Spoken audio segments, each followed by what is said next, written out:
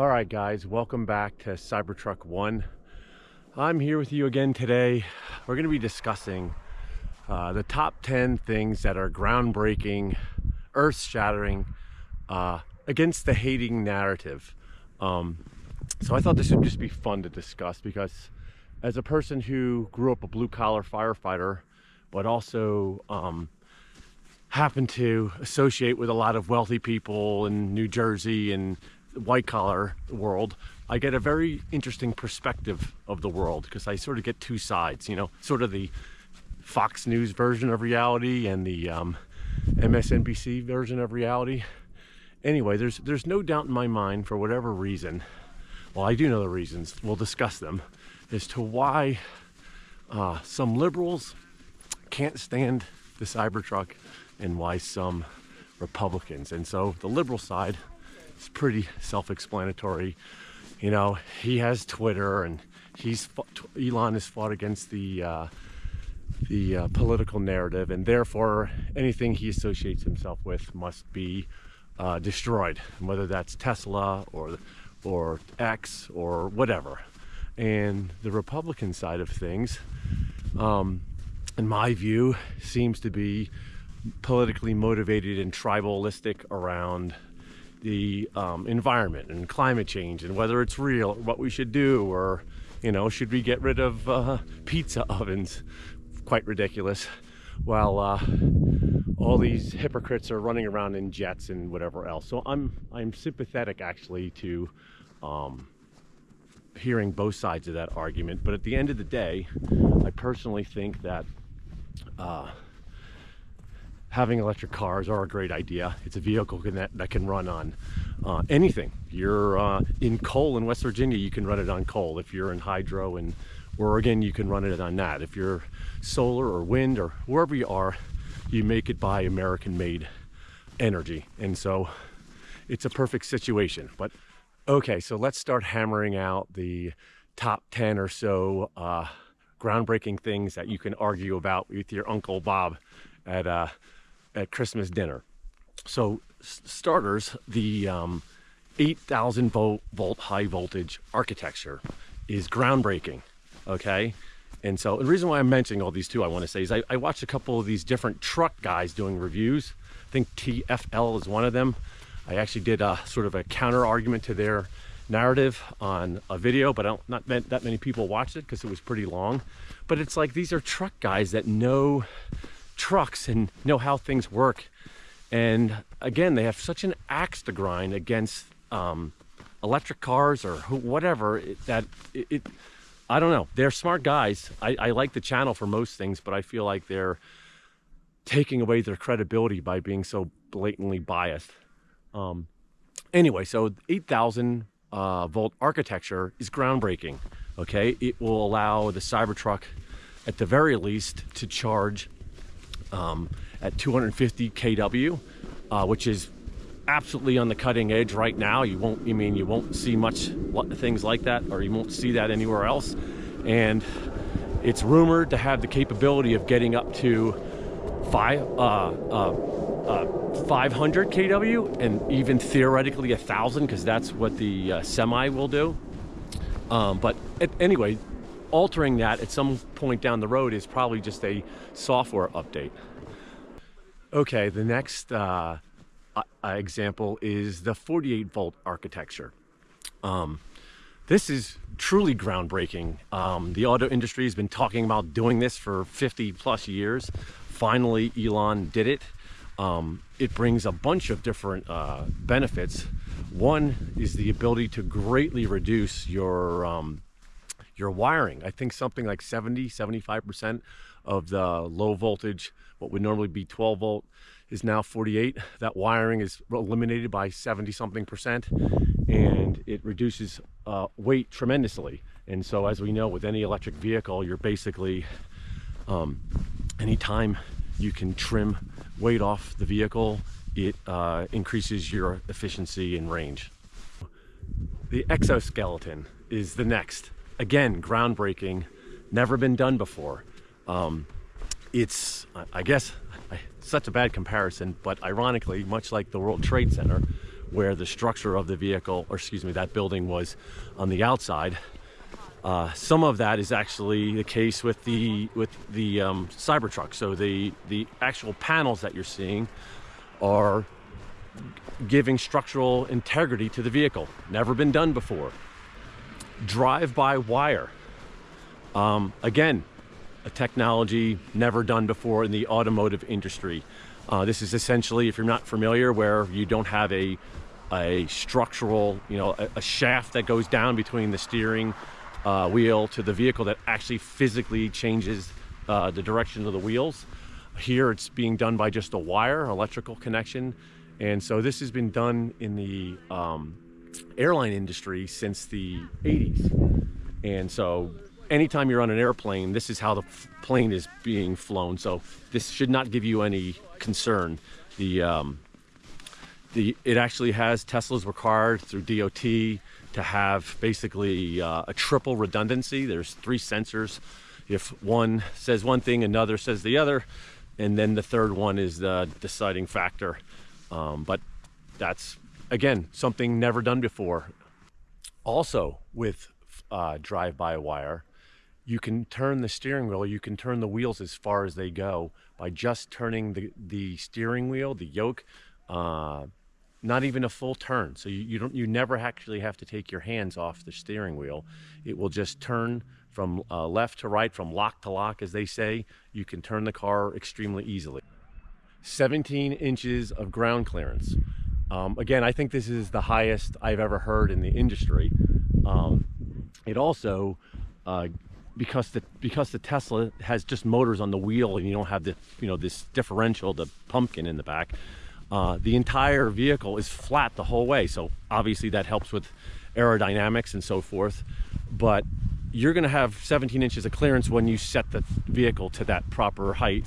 Obviously, you're not going to drive around like that normally. It's just meant for when you're doing, four-wheeling, off-roading, such, or you're stuck.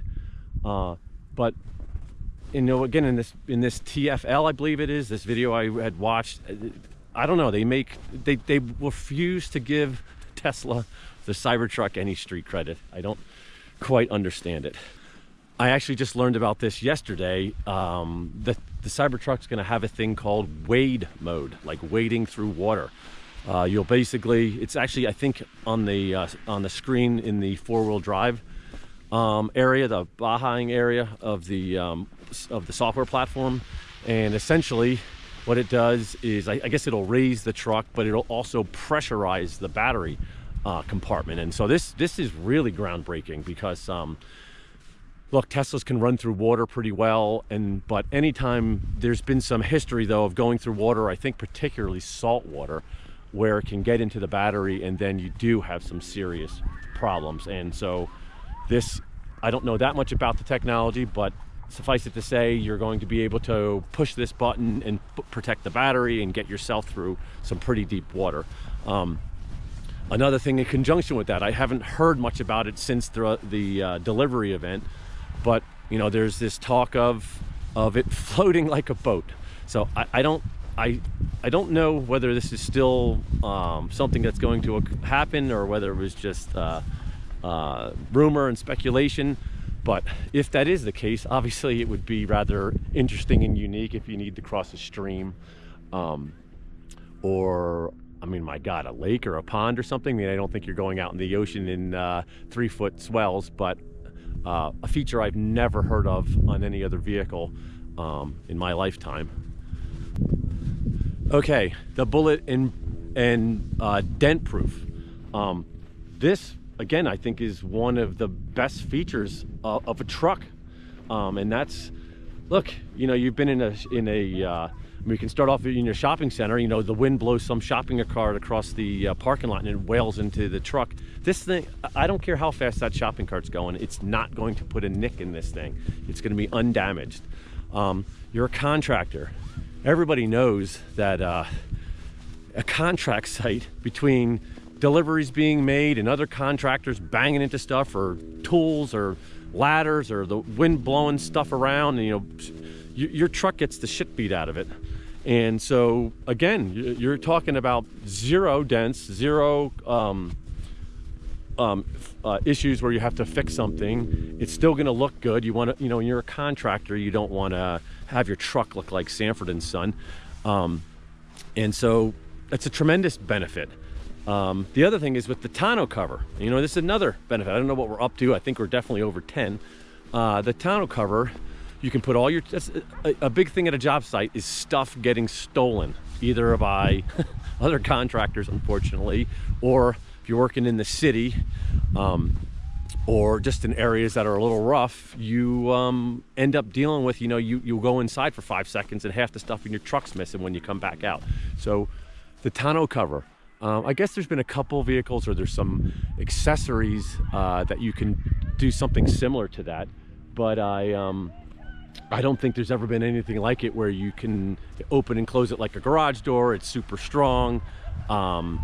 I think it's without question the best level, the highest level of this type of technology that I've ever seen. And one last thing I want to talk about, there's always this talk about the construction, how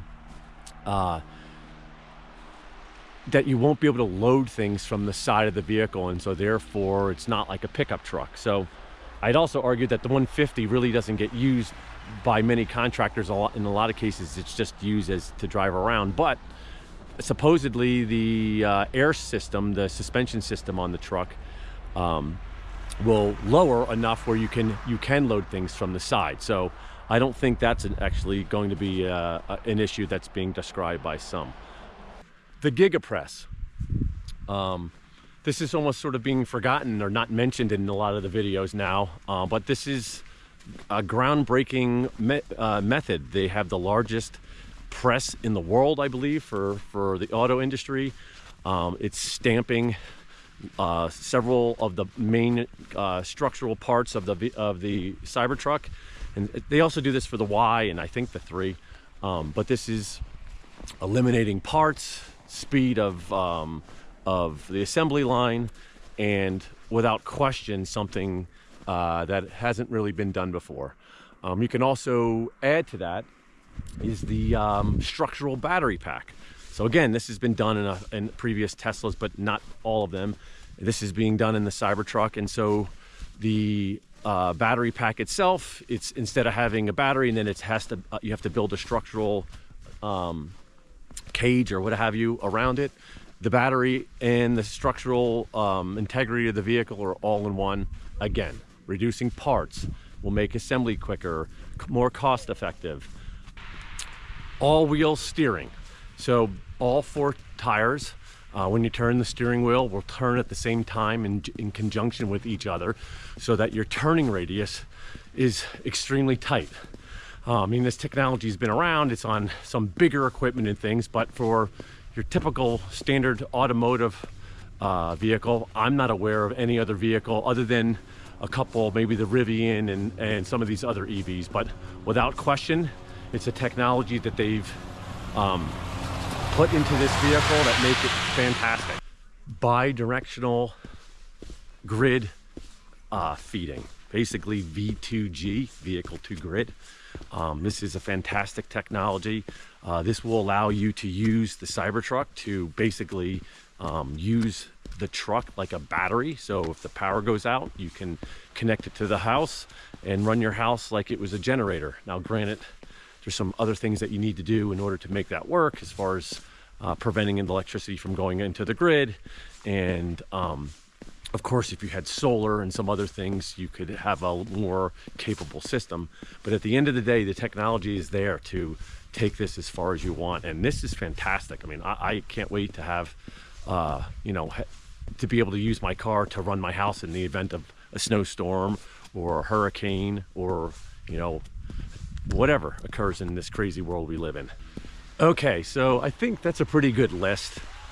Feel free to add some more in the comment section if you have any. I'm sure as time goes on, there's still this slow drip of information. Just like I mentioned that Wade mode, that wasn't, I didn't see that until just yesterday, and it's been 5 days or so since the delivery event. Anyway, this is my channel. It's called Cybertruck 1. Please join. We also have an X account, if you could join that as well. We have some exciting, as I mentioned multiple times, at some point I'm going to come to the come out and tell you, but at the moment we're not allowed to say anything because of NDAs. Supposed to be one of the first Cybertruck owners passed this foundation thing. So once they're actually delivering it to regular human beings, I'm hoping to have it very, very soon. We're in Colorado, if you haven't figured that one out yet. And once we're online, we're going to reveal this build, and hopefully you'll be here to follow along with the process. Thank you so much. We'll see you at the next one.